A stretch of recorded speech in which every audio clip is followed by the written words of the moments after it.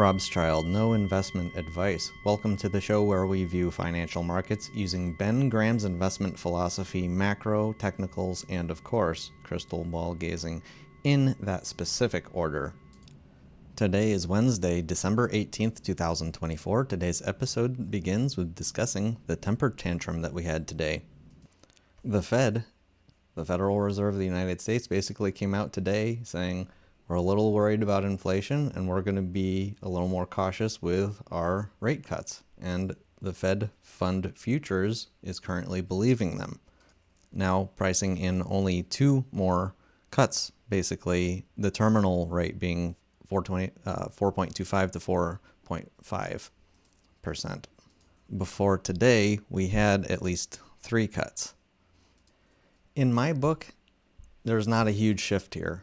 Looking all the way out to the July meeting of 2025, we can see that from previous day probabilities to today's probabilities did not really shift all of that much. In fact, the 4.25 max Fed target rate for this meeting went only from 37% to 42%. And the max rate of 4% went from 32% to 18%. Just not a huge shift here. I mean, we increased the probability of the max rate being 4.5 from 16 to 36%. But remember, this is the furthest out Fed funds rate. And, you know, this is most subject to change on a daily basis. And the fact that, I mean, it didn't really shift that much is, my point here. And the market is just, it's having a temper tantrum. There are also other smart money markets that were not very affected today. And we'll get to that in a minute. But before that, the media, I'm going to call it the media false narrative on inflation, is out there and it's expected. And, it's the reason that, certain entities want you to believe. And I view it as false. We'll see what happens because of the news. The news is part of the whole economy, by the way. What people believe affects what people do. And so this is an important piece to be paying attention to. Directly from CNN, her headline here, Dow plunges more than 1,100 points and marks longest losing streak since 1974. We're talking about daily moves down, although the percentage drop was only 4%. Again, like a football statistic, like I mentioned yesterday. But the bigger part of this is the subtitle here. The index just hit a 10-day losing streak after news that inflation is expected to remain stubbornly high longer than anticipated. Inflation is expected to remain stubbornly high longer than anticipated. Let's see what the money says. The real view of inflation is priced by the 10-year break-even inflation rate. And today, if inflation is indeed the worry that it's going up, then this would be going up. Today, when we scroll in, we can see that we went basically completely flat. Okay, so from 2.31 to 2.32. This market, for all practical purposes, is completely flat. If inflation was indeed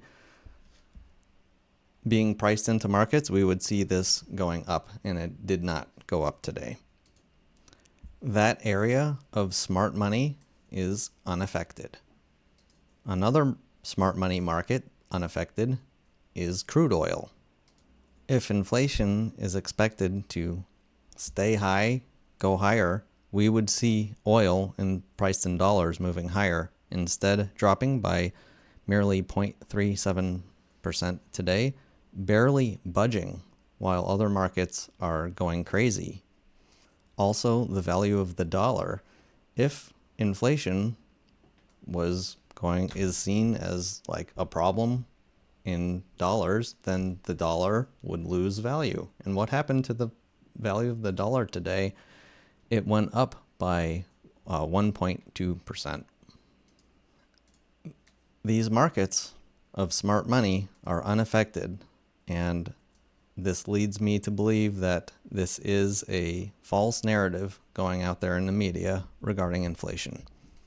Whether it's true or false, if the market's falling and keeps falling, the media, the stock market will be the story. And that's why I say right here in my reaction to all of this is that if this becomes a continued stock market crash, which I'm not sure if it will. I'm not sure if today was just a temper tantrum and tomorrow we'll wake up and be like, oh, you know what, everything's actually going to be okay. It could easily turn into that, but it also could be the beginning of the end,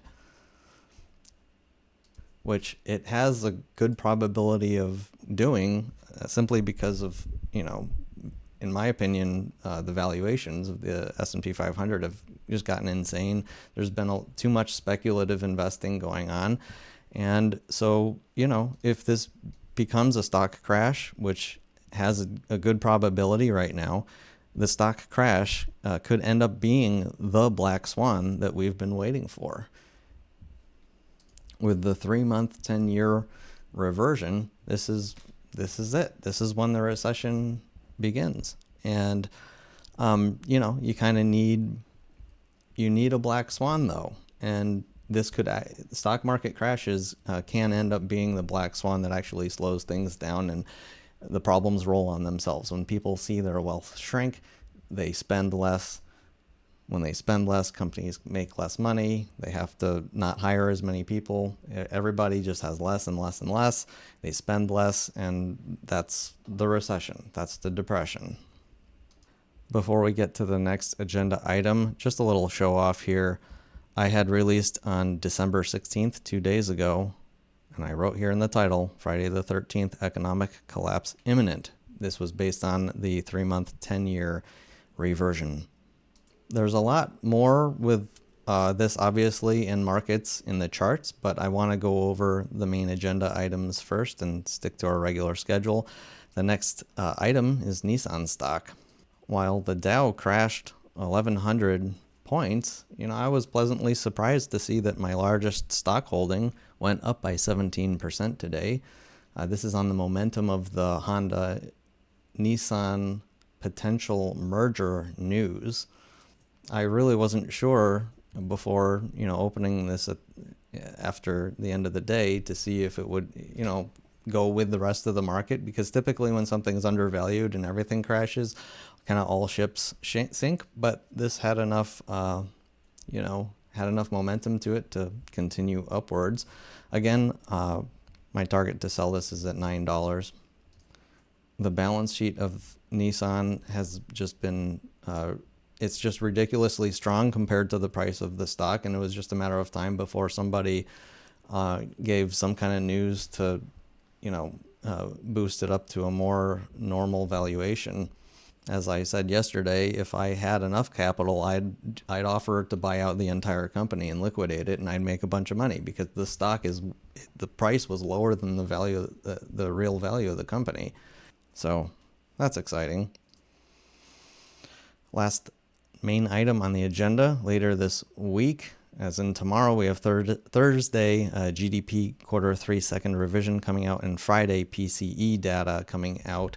With their hawkish tone, it makes me think maybe the PCE is going to come out hotter than what people were expecting. The Fed has access to this, obviously, before the public. But we'll see. It'll be interesting, to say the least. We have no updates in the daily reminders. Watch Monday's show titled Friday the 13th with a picture of the tornado to hear me walk through these very important items regarding what's going on in the macroeconomic securities valuation environment.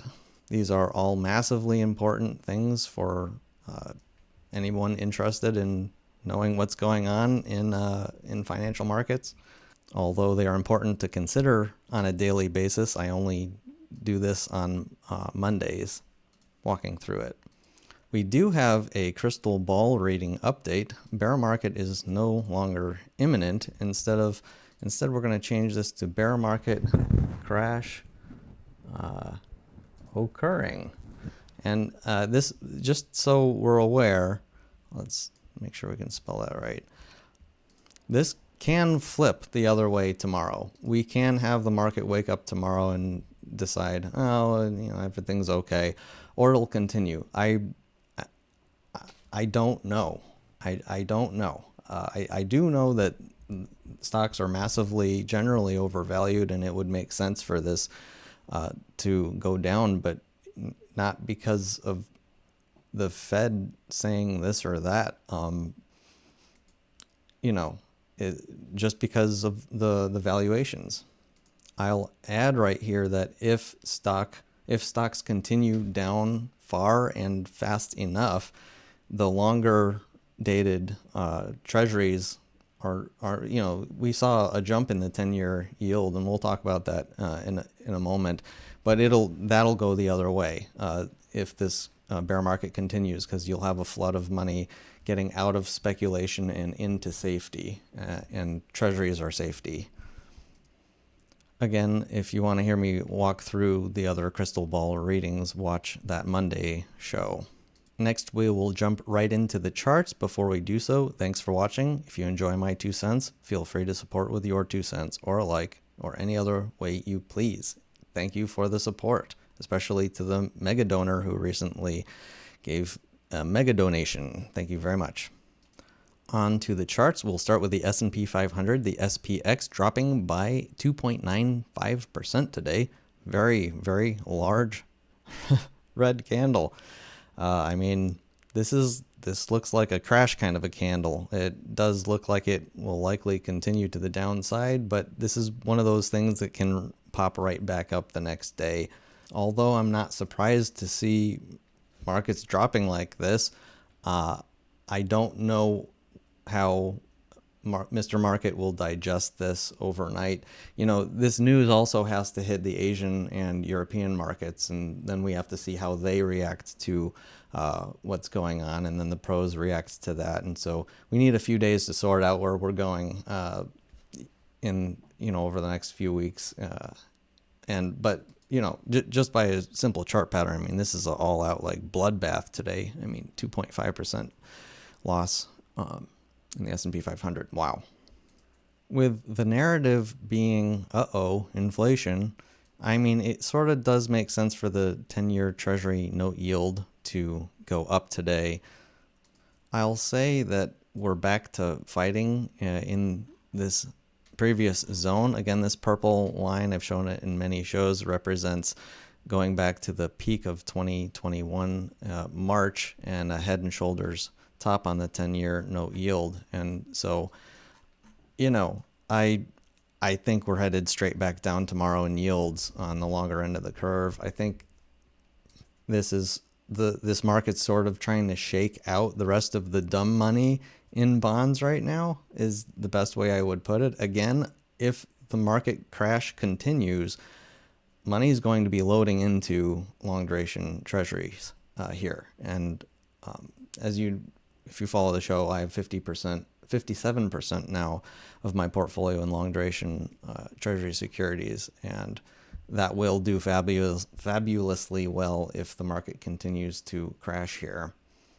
Just on a little technical chart pattern for TLT, we're at what could be considered to be a double bottom. I'm interpreting this as the last chance at this point to get into long duration treasuries. I don't think we'll see yields this high on the long end of the curve for a long time. But that's just me and my crystal ball and my little chart reading. Can long yields go higher? Yeah, they can. And the funny thing is that the lower the price goes in TLT, the more attractive it becomes, because it's guaranteed return on whatever the yield rate is. When economic activity, when economics and markets crash, money goes into long duration treasuries. I imagine it'll turn around tomorrow. Next chart I want to look at is gold dropping by 2.3%. Again, is that what happens if the market is like so worried about inflation? The price of gold goes down by 2.3%? I don't think so. Silver also dropping today by almost 4%, along with a head and shoulders pattern top, suggesting that silver has a good probability of continuing lower. With the dollar rising, gold falling, and stocks falling, if you've been following markets, you may have realized that Bitcoin its price has been more closely tied to the S&P 500 lately, and if markets are going down, Bitcoin it's been acting similar, and we saw that today. So we almost went down 5% in Bitcoin today as well.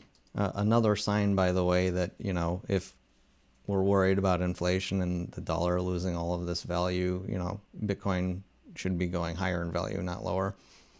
Next market to really catch my eye was XHB. This is the home builders ETF index, dropping by 4.4%. I just found it interesting because it dropped so much.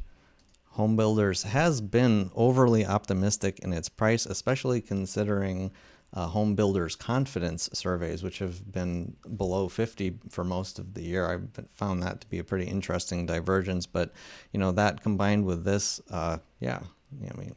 some people, and I've said it before too, with this whole bubble that we're in, it sort of looks like the great financial crisis bubble combined with the dot-com bubble, all stuffed together into one massive, big, beautiful bubble. And the way I see it is it's just we're reverting. It's called reversion, getting back to a normal state. You can't stay, a mile above your moving averages forever. Additionally, wood dropping quite precipitously today, 3.94%. How low can you go? And then last chart of the day, SMH semiconductors dropping by 3%. Not looking like a huge candle, but I bring it up because if you follow the show, I have 5% of my portfolio shorting the semiconductor industry.